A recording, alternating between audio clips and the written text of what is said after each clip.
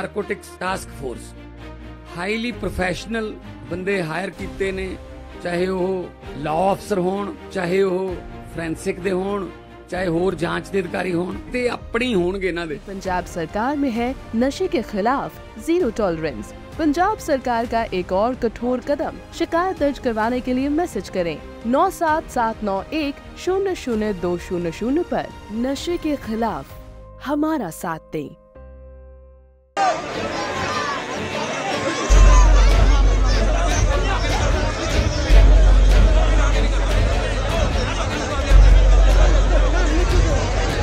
आम आदमी पार्टी के राष्ट्रीय संयोजक अरविंद केजरीवाल ने शनिवार को ग्रेटर कैलाश में पदयात्रा कर जनता से सीधा संवाद किया। केजरीवाल ने दिल्ली की कानून व्यवस्था को लेकर बीजेपी पर निशाना साधा और जनता से कहा कि बीजेपी को कानून व्यवस्था संभालने की जिम्मेदारी दी गई, वह जिम्मेदारी इन्होंने नहीं निभाई। अब आपको इस चुनाव में बीजेपी को सबक सिखाना है। दिल्ली की सुरक्षा का इंतजाम आपने बीजेपी को दिया है। केंद्र सरकार की जिम्मेदारी है। दिल्ली पुलिस हमारे अंडर में नहीं आती। जब मैं मुख्यमंत्री था मेरे अंडर में नहीं आती थी। अब आतिशी जी मुख्यमंत्री हैं, आतिशी के अंडर में दिल्ली पुलिस नहीं आती। दिल्ली की कानून व्यवस्था हमारे अंडर में नहीं आती। किसके अंडर में आती है? अमित शाह जी के अंडर में। गृह मंत्री हैं वो, बीजेपी के हैं, बीजेपी के गृह मंत्री हैं, उनके अंडर में आती है। आज दिल्ली का इतना बुरा हाल हो गया, मैं उनसे कहना चाहता हूं जी कुछ तो करो। हम कोई ज्यादा थोड़ी मांग रहे हैं, हम अपनी सुरक्षा ही तो मांग रहे हैं। आदमी अपनी सेफ्टी नहीं मांगेगा, अपने बच्चों के, अपने परिवार की सुरक्षा नहीं मांगेगा तो और क्या मांगेगा? आपको एक ही जिम्मेदारी दी थी, बीजेपी वालों को एक ही जिम्मेदारी दी थी, वो भी उन्होंने काम ठीक से नहीं किया। पूरी दिल्ली का बेड़ा गर्क कर दिया आज इन लोगों ने। सुरक्षा का बेड़ा गर्क कर दिया इन लोगों ने। यहां पे मेरे को बताया गया गोविंदपुरी के आसपास इतना नशा बिकता है। गलत तो नहीं कह रहा? खूब नशा बिकता है यहाँ पे। नशा बिकता है नहीं बिकता?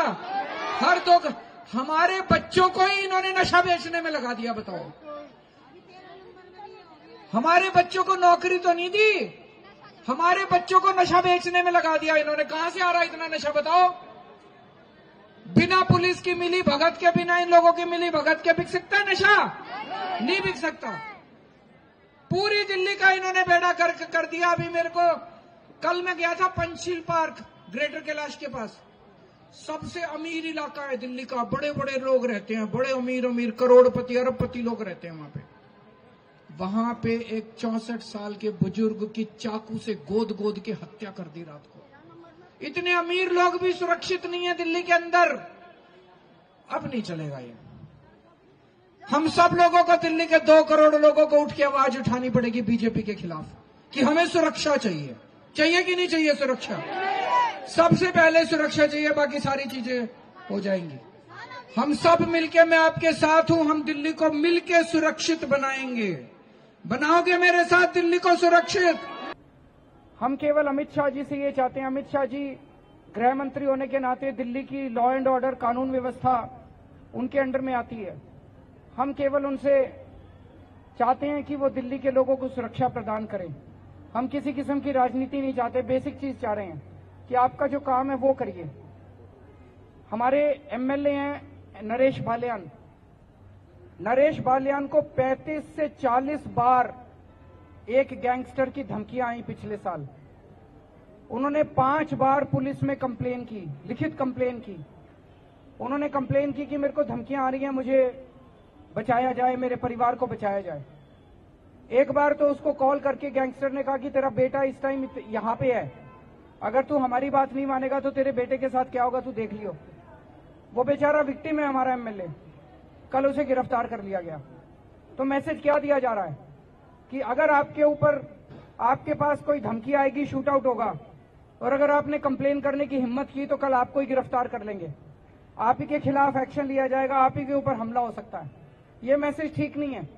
जो विक्टिम्स हैं इस तरह के शूट आउट के, इस तरह की फिरौती के, हमें उनके साथ सहानुभूति रखनी है, उनको पूरी सुरक्षा देनी है और उनको साहस देना है ताकि वो डरे ना, दहशत में ना आए, और ये माहौल हमें खत्म करना है। हम केवल अमित शाह जी से इतनी रिक्वेस्ट करते हैं कि आप दिल्ली के अंदर शांति बनाने के सारे प्रयास कीजिए।